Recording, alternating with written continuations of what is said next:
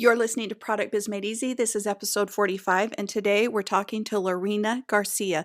You guys, this is an episode you will not want to miss. She's a new mom who started a new business, and guess what? She's going to cross $1 million this year. She digs really deep and shares what the secrets are to her success, so you will learn a lot in this episode, so I hope you stick around. Welcome to the Product Biz Made Easy podcast, where we help you scale your product-based business. Your award-winning host and serial entrepreneur, Becky J. Anderson, created an 8-figure product-based brand that was sold all over the world and in big box retail stores. Each week, she will be sharing sales strategies, marketing advice, or inspiring interviews to help you scale your product-based business. Now, on to the show. Thank you so much for being on the podcast, Lorina. I'm so excited to have you here and have you share your story with everyone. I am so excited to be here. I cannot wait to dig in, and hopefully everybody finds a little bit of value from my story and our company story. So I'm very excited. Oh, I know they will find lots of value. So for those that don't know you and don't know about your business, tell us about you and about your business. Yes, so very briefly, my name is Lorina Garcia. I'm originally from Mexico City. I came here to do my MBA in finance, just like a bunch of young people. Like, I thought I wanted to be an investment banker. That did not happen. That is absolutely not what I did with my career. So after I finished my MBA was when the financial crisis it was at its highest point. So there was no reason for me to go into investment banking. So I decided to start getting into anything that had to do with the internet and publishing sites and all of that. So I started getting really curious about marketing, really curious about digital marketing, branding. So I ended up co-founded a company that used to be called Blogget. So we used to travel the United States just doing workshops in branding and marketing, which was so fun. And then I became a mom. Aww. And then after I became a mom, it was just like a huge shift. Like, I thought that being a mother was just going to be easy, like I used to see it on social media, and I was like, how hard can it be? You have a baby, you carry the baby with you everywhere. This is going to be easy. And it was not. So, yeah, being a mother is a new thing for sure. And they make it look so easy on the internet, don't they? So easy. And I was just like, this is just not. So I, like a lot of moms, I struggled with keeping balance, like keeping my career as a business owner, trying to be a good mom, trying to be a good wife, and pretty much fell into like what that superhero woman syndrome, I think, happens here. And I just let myself get carried away until I got to a point of like, I didn't have postpartum depression, but I definitely was completely exhausted. Like, I was just shut down. And I remember one day, and this is when my new company, which we're talking about today, Mashka, started. One day my father found me crying in the closet. I think he's the only person that saw me really like in the place that I was. And Aww. He told me, and he's like, Lorina, you're doing all of this wrong. He's like, do you love your baby? And I was like, of course, more than anything, And he's like, well, the only thing he needs, it's a happy, healthy mother. So everything else doesn't matter. So all of these things that you have in your head with like the mom guilt and you going back to work and you feeling horrible and just pushing yourself to exhaustion, like, they don't matter, because the only thing he cares about is for you to be happy, because that's what kids want, for their parents to be happy. And the only way you're going to be a good mother is if you feel good physically and emotionally. Yeah. And from that was a breaking point for me. And that's what got Mashka started, which now we can get into it very briefly.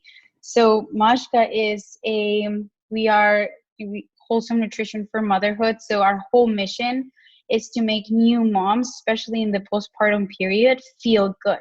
And feel good physically and emotionally. We started the company with a lactation line, which helps moms that are breastfeeding not just support their milk supply, but also support nourishing their bodies themselves, so they have the energy to go through the postpartum and breastfeeding period. So basically, that's what we do. We develop supplements and snacks and a lot of education to empower moms to take care of themselves, especially at this very delicate point in motherhood, so they can take on all of the huge responsibilities and challenges that come with being a new mom.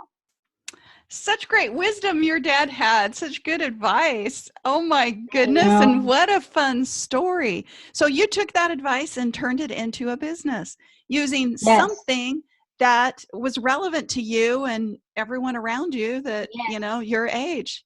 That's And I left incredible. my whole career behind, which a lot of people thought it was so dumb because I had already built a big name on the branding and social media business, and I walked away because I knew that that was not what I wanted to do. I had a true passion for wellness. I've always had it, and a newly found passion for motherhood and for motherhood empowerment and just making other moms feel good. But that's what felt right to me, so I pursued it. I love it. So you merged the two things you loved, your baby and the wellness. So that's kind of how you came up with the idea to get the products that you have. You just wanted to merge those two things. I love it. Yes. Yeah. So how hard was it to find products once you had the idea and you knew what you wanted to do? I mean, like, what did you do next? That had to be kind of like if you hadn't done it before. Well, coming from a branding background, and I had a pretty good idea of how I wanted the products to look. I For had a, sure you would on that, I would I think. was Yeah. like, how I wanted the products to look, what the vibe of the company was going to be, how I wanted the customers to feel, most importantly, when they got the product. So I feel like that's the beginning of everything. And then once I got that down, the first thing was, though I was very, very passionate and I've always been about wellness, I think you need to surround yourself with experts. So I started the business with, I approached a friend. She's my co-founder. She's a nutritionist, but also she knew a lot of people in the business of developing supplements and developing these products that had a very similar philosophy to us, which is not just develop any supplement, but always the highest quality products and always like safe and effective. So that was a big part of like building Mashka. So I started talking to all of these formulators and these people and started telling them like our first idea for a product was our nourishing lactation powder, which is a kind of like a protein powder meal replacement for breastfeeding moms. So instead of taking the lactation tea, your postnatal vitamin, your protein powder, it's all merged into one. So we call it like 5 minute no excuses nutrition for breastfeeding moms. So I Oh, started talking, cute. it's fun. I loved it. But I started talking to formulators, nutritionists, experts, doctors. And then it took us from when my dad found me in the closet to get the product out 2 years because we wanted to get it right. Right. I just started surrounding myself with people that were in the industry and that I believed that their values aligned with ours. And we started developing the product, but certainly like coming from a digital background, going into physical product, figuring out the whole supply chain process, manufacturing process, like all of those things was a huge learning experience for me. Oh, I bet it is. So one of the nice things, you're outsourcing the manufacturing so you don't have to do that and hire employees to do that. That will help you free up your time some. But are you also having a fulfillment center for fulfill the Yes. products for you?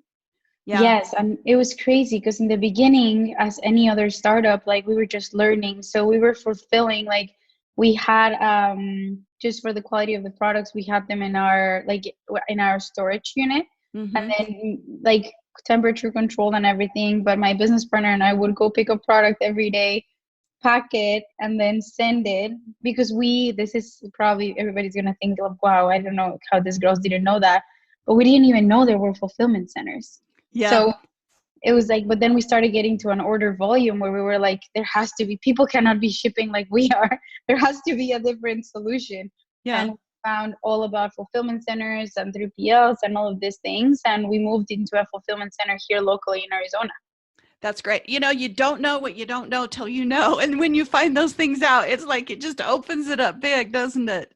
It opens it up big. And that's why like I would recommend for anyone, like even like talking to you or like I feel like you when you're starting something and specifically like product based, like you need some sort of mentors that have done it before and can save you some time. Like you don't need to figure it out yourself. Like Right. there's no badge of honor for doing that. That's very true. And you know what? I had mentors along the way helping me build my business. And so I've always felt like it's important to give back and help because my philosophy is somebody knows what you need to know. You just have to Totally. ask. And so many people are so afraid to ask. that's one of the reasons I wanted to do this podcast too, just so people can get the inside look on different businesses that have been successful. And you guys, her business is going to cross $1 million this year. And how old is your business? It's a year and 10 months. So we're See, going to be 2 years in 2 months. it can be done if you surround yourself with the right people and do the right things and put the right systems and processes in place, as well as having a great product that the market needs. So clearly, you've got a product the market needs, you've got a manufacturer, you've got a fulfillment center. Now let's talk about how you have been able to get that big so quick. What marketing tactics are you using? Let's start with, where do you sell? How many places are you selling? You're selling online, So in your online website. Yeah. Are on you on Amazon. Amazon? Hmm. Website and Amazon. So those two things. You're not wholesaling products at all? Not yet. No, we don't. We decided to go direct to consumer because that's where our expertise is. We're a very small team, so we're not stretching ourselves too thin.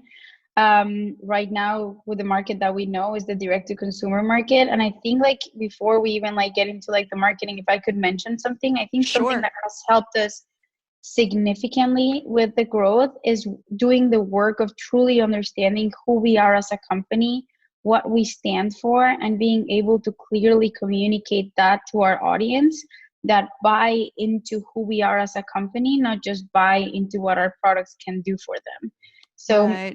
I see, even from like when I used to own my branding agency, I used to see this all the time where all of our clients used to focus on the product, which is the most important thing. If you don't have a high quality product, you're not going to sell.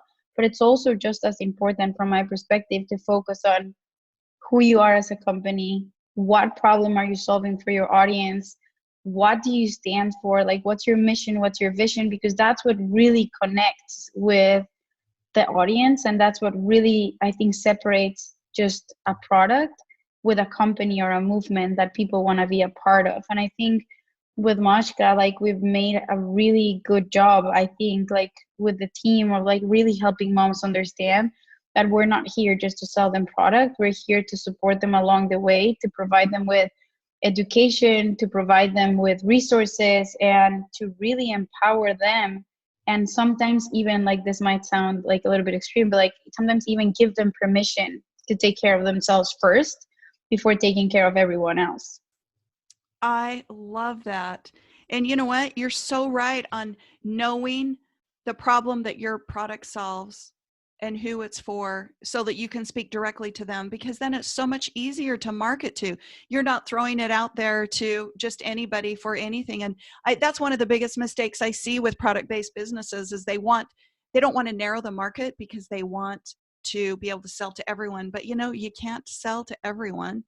And your brand is something that I could see moms sharing with their friends, Mm-hmm. instead of, it's one of those things that they have to share. They can't wait to share because, like you said, it is a movement. It is, the education, the resources, the empowerment, and especially the giving them the permission. Moms are walking around so exhausted, especially new moms, to take care of Exhausting. themselves. I love what you stand for. Such an incredible story there, because that is probably half the battle or more of what it would take to scale. Exactly. It's just like, and for me, like that's the most gratifying thing ever. I feel like, of course, as companies, we all need to be driven by profit. We all need to survive and we all need to make lots of money to do whatever we want. Hmm. But for us, I think what keeps us going is those people telling us how big of a difference we made in their journey, and like just also being able to have a voice as a company, Yeah. and not just our products, and being able to have a voice in which like we can talk to people and we can connect with people and we can allow them to feel proud to be part of like our company and our community. Yeah. So how are you connecting with the moms? How are you letting them know your story, your mission, and Yes. all these things?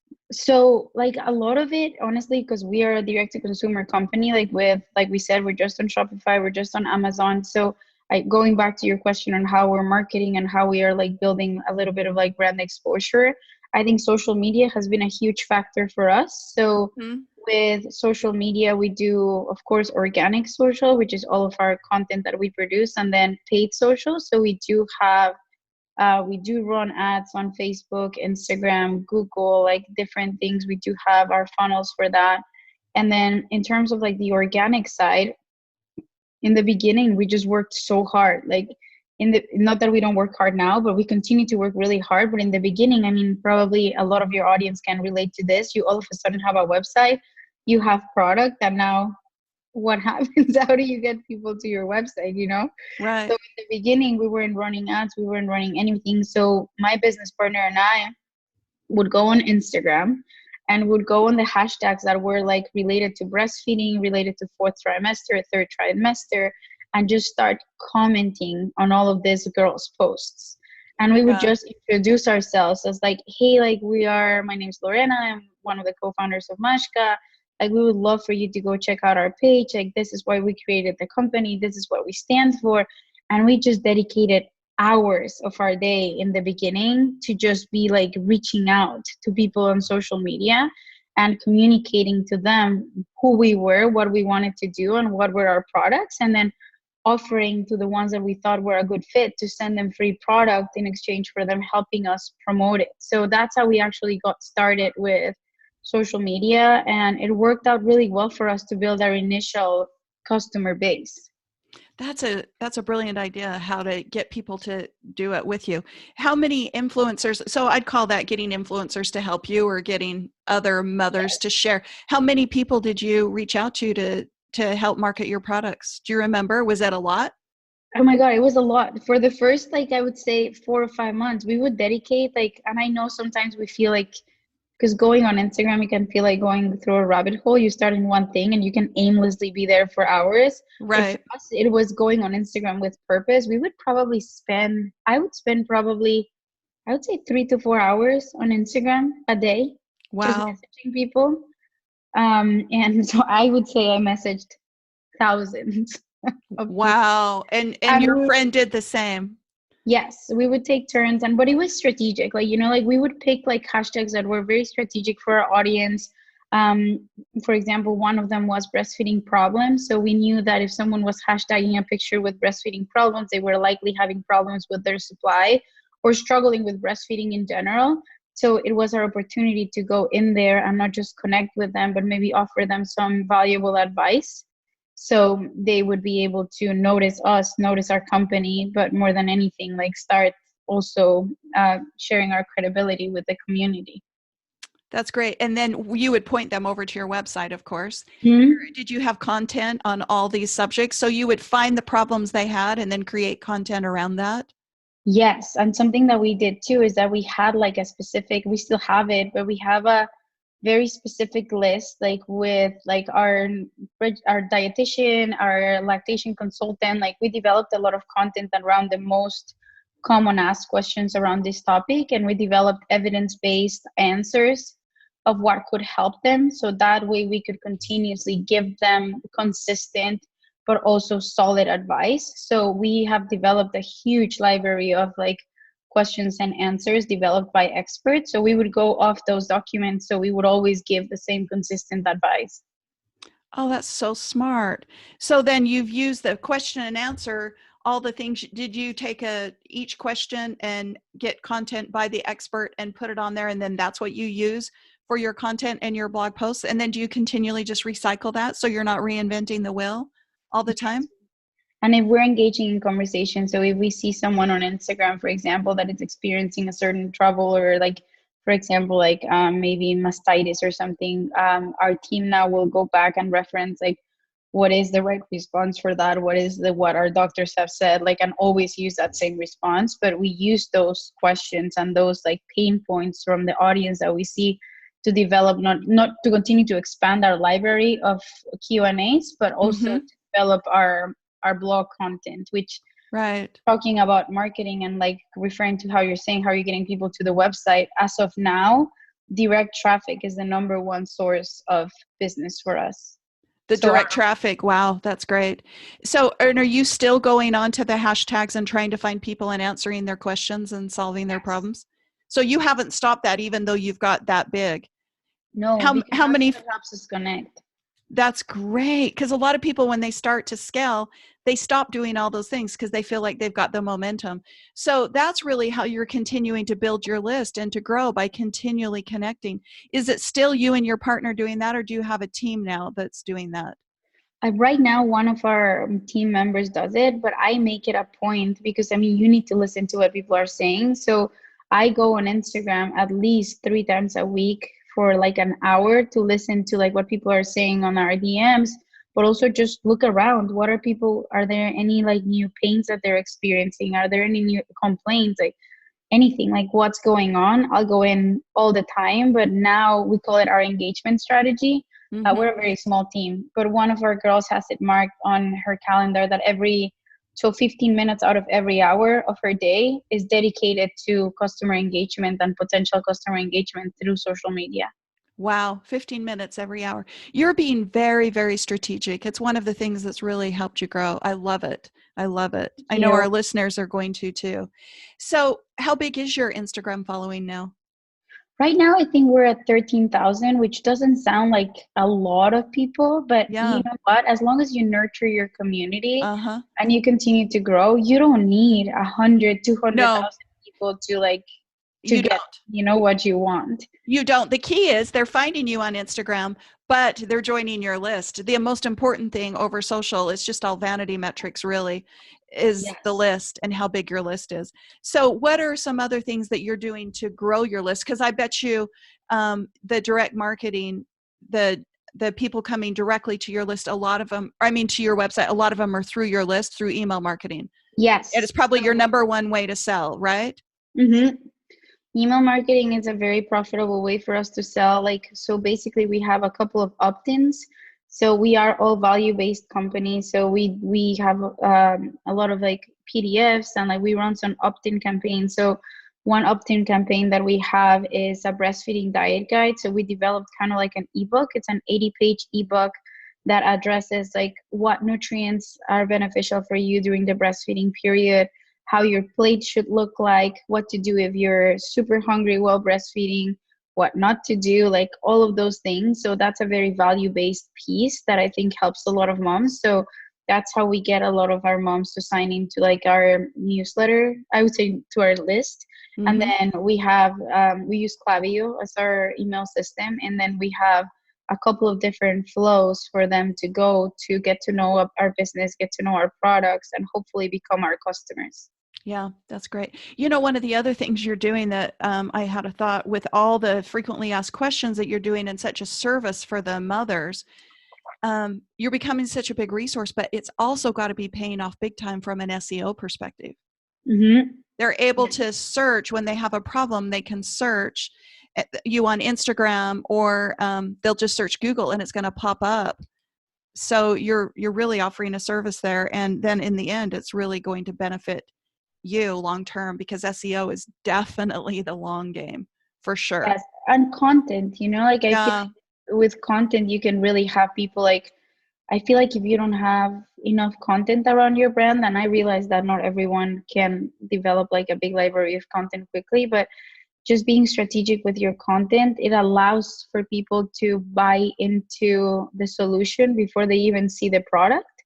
So I feel like if you're addressing your content, addressing a lot of like the pain points that your audience has, like in our case, increasing nut supply, increasing your energy, like how to deal with like a busy mom schedule, like different things like that. Like if you're addressing those pain points with your content, I feel like that's another different type of funnel that goes into selling as well, which is where they start with the content, they understand how you can solve the problem, and then they go to the product, and then it's not necessarily you chasing them, but them buying into your content and then wanting to be curious about your products. right. Yeah.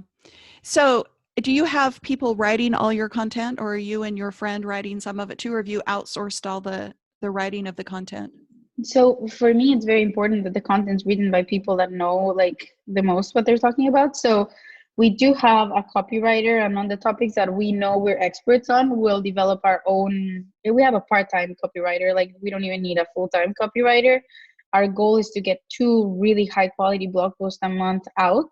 I think what we did in the beginning, which for people that are beginning, I think might be a good suggestion, was before we launched the company, we developed, I think, 20 pieces of content, 15 or 20, that were really, really relevant to what we were going to sell.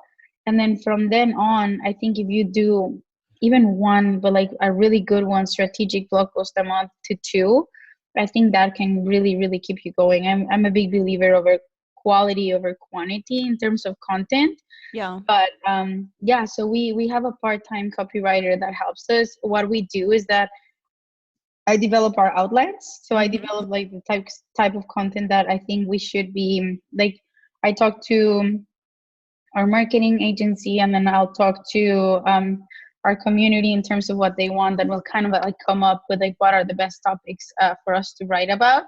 And then either one of our lactation consultants that we work with, or one of our dietitians, or an expert will help us write the content, and then we'll just refine it to make sure it fits for SEO. Yeah, so you're kind of laying out the editorial calendar and getting everybody and all the pieces to fall in line. So then you take those two big pillar content articles that you have and probably break that down into your social for the month, right? Yes. So it's all very strategic, it all flows and it all works together very well. Yes. Yeah. Yes. I mean, if we were to, for example, like be very into like studies are released all the time.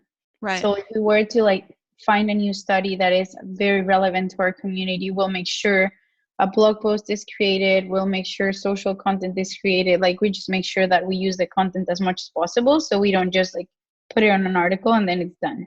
Right. You'll follow through and make sure people find it. That's great. Yes. So at what point did you bring Facebook ads into the mix, and how important do you think that is to what you're doing? I think they were huge because we started, so the company started I think in the month of March, and by August was when we decided to bring in paid advertising, and August or September of that year, and it completely changed our business. I mean, we saw pretty immediate results with Facebook, specifically with Facebook and Instagram. But however, maybe this will be helpful for your listeners too. We had our the first person that ran our ads for a month, we didn't see anything. Yeah. So we were very disappointed. Like, though the ads were running, like we were seeing traffic, but we weren't seeing like, it was very disappointing. And I think that's the road of an entrepreneur, where you go up and down. I was like, what's going on? Like, how come we just like, I was so excited to start running ads, and then we saw no results, nothing. And I was like, no, you know what? This is not working. So we moved into another company that was actually way different. And from 2 weeks, I would say that they took over, and they really had a more focused vision of why the ads we were running. They either had the objective of being opt-ins, or they had the objective of generating sales or brand exposure. And as soon as we divided kind of like those three categories, and they helped us develop a couple of like funnels for acquisition, and then nurturing, and then just all of the steps for like the marketing process, like we saw very big results from the first month. Wow. So you go opt-ins, sales, and brand awareness, the three categories. Mm-hmm. And the retargeting, you're doing retargeting for sure. Yes. So that had to be scary, stepping into somebody else managing your ads when you don't know that much about it, because everybody assumes that it's so expensive they can't afford to do it. But on the flip side, I don't think they can afford not to with the growth that it does. You would no way be crossing over $1 million this year if you weren't running ads. Mm-mm. Yeah. No, I feel like your ads, and I feel like also like in terms of like the digital part, I think it needs to be seen from like, it's like a digital ecosystem, right? So it's not just your Facebook ads, it's not just your SEO. I feel like you need to like do a little bit of like everything, and sometimes like it's very hard like with attribution, right? So you don't know where really your sales are coming from, because maybe someone saw you on Google, and then they saw you again on Facebook, and then maybe they read one of your articles, and then after all that they converted, you know? So that was a little bit tricky for us in the beginning, where we're like, what's really working, what's really not. But definitely bringing an agency that knew what was doing with ads was a game changer for our business. Yeah. It'd be fair to say it completely changed your business, probably. Completely. Yeah. How often do you meet with them and review the stats and go over all that detail? Weekly. Oh, okay. That's good. And how often are you changing out your ads? Depends. I think that one of the things that we want the most is for the ads to be performing well. So, like, if something's not performing well, it gets taken down quickly, but something's performing, it's left there. But on a weekly basis, we have an understanding of what the best performing ads are, which ones should stay, which ones should go. And it's, I think, a continuous work, a collaboration with the agency in terms of like, because also, as a little tip, I think you can't just hire an agency, because I see that a lot, and I've done it before with so Right. many people, where you're like, okay, I'm just gonna hire this SEO expert and my website traffic is gonna explode. At least in my experience, that has not worked. I feel like you as the company or whoever's in charge of like the entrepreneur, like you still need to supervise your contractors. You still need to be involved, at least in the beginning, because you ultimately are the one that knows who your audience is and what your product is. So it's really hard even for like the most experienced agency to just come in and take you and run extremely successful ads. They need you to understand what your product is and how to market to your audience, and then they can take it on. But I feel like just some of us are so busy as entrepreneurs, and especially women, moms, like we just want to bring in an expert and we just put all of our eggs in that basket. But I think you putting your time into those contractors also pays off. It does for sure. And part of it too, just helping them set up the audiences too, because you definitely know how much are you using Google Analytics to kind of make the decisions for what you're doing. We use analytics a lot. We even use it to see how fast each one of our pages load for our customers, like Facebook and Google take that into consideration so much. We use it on I would say on a daily basis. Yeah, I bet you do. I bet you do. Well, is there any advice that you would give someone that's just starting out? For just general or for Just starting out with e-commerce like you, where they're sticking to just strictly the e-commerce and Oh, they're just starting out. They're a mom, they've got their business going, and I would say the number one thing, and this is something that I wish someone would have, like, it would have saved us a lot of time, kind of like how we were saying in the beginning, educate yourself. Like, I know, and I think I'm not the only one that feels like this, but in the beginning I was like, I'm not gonna, I called it waste. Now I changed, like, I'm not gonna waste my time on an online class to learn this. I just need to get going. I don't have time. But my number one thing is like, get yourself educated. Like, you can save so much time. Like, invest, not waste. Like I used to say, right invest in in yourself. in yourself first, so you have a good understanding. Because if not, you're not even going to know who to hire. There's still going to be mistakes, but the more educated you are, the better you have. So if it takes you 2 months to learn a couple of things and you delay your launch for 2 months, delay it, because it's going to be worth it. And I think it would have saved us a lot of time. Yeah, it sounds like you were pretty prepared for your launch, though. You had strategically thought it out, coming up with all the content and the articles and the frequently asked questions and things like that to have that in place. But I feel that's because of my digital marketing and like branding like background.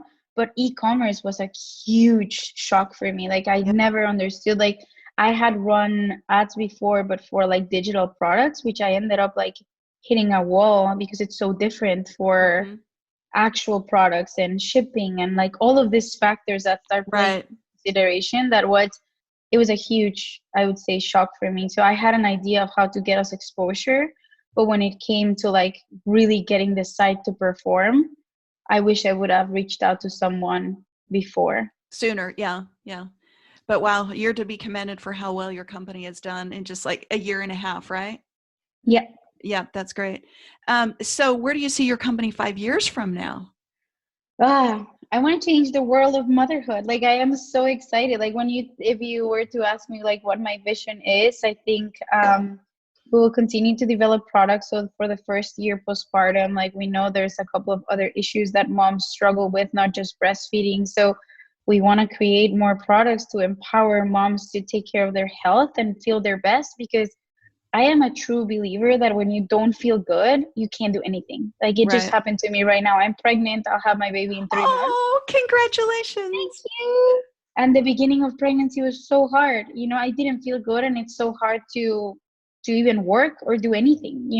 Right. So we want to continue to develop these products. Eventually, in 5 years, I see us even having physical locations where we can have experts in functional medicine and integrative medicine that can work alongside the moms to get them to feel their best so they can actually be their best for their family. Oh, I love that vision. That's awesome. And congratulations on the baby. Oh, Thank how you. fun. That's going to be so fun for you. Okay, so are there any tools or resources or books that you want to share with the audience? Yes, I think one of the two most helpful books that have helped me a lot. So one is the book called Profit First. Right? So Profit First, I feel like as an entrepreneur, and I'm sure there's others out there listening, that you get lost and you think that, okay, I'm going to make this investment because it's going to return in 6 months. I'm going to go do this. And it's like, but you don't focus, like you're so excited about growing your company and growing your business that I feel like you lose track a little bit of what the objective is, which is for the business to make a living for you. Mm-hmm. I feel like it was pretty eye-opening, like when I read it. I also like the book Traction. That's a good one too. Yeah. Yes, it helped me like have a good understanding of like how we could organize our people in our business and the different roles and who I was as a leader and who I needed by my side, I Yeah. would say. And then this one's a fun one, but I think it can be helpful for people. But it's called "You're a Badass at Making Money." Oh, I like that one too. It's so good, because we all sometimes like, and I try to be a very spiritual person, and I truly believe that now. I didn't before, but I truly believe that thoughts are a reflection, like your reality is a reflection of your thoughts. And with that book, like I think I just realized like all of the limitations that we create for our own selves, and like it was more of like working on myself internally, but I think it was a really good book and a very good resource for everyone. Oh, that's great. Thank you so much for sharing those. So tell us, where can we find you? Perfect. So you can find us on social media, on Instagram, of course, at Love Mashka. So that's LOVEMAJKA. And you can always DM us, and you can always send us anything that you want, any questions. And then also our website is lovemashka.com, just like our social media handle. Oh, I love it. Thank you so much for being with us. You're such a sweetheart for sharing your story, and congratulations on all the success. Thank you so much, Becky. Thank you, everyone. And if you have any questions for me, let me know. All right. Thank you. See ya. Bye. Thank you so much for listening to Product Biz Made Easy. Now, I hope you'll go over to beckyjanderson.com and grab my free strategy roadmap to help you grow your product-based business. And as always, thank you so much for listening and have a great day.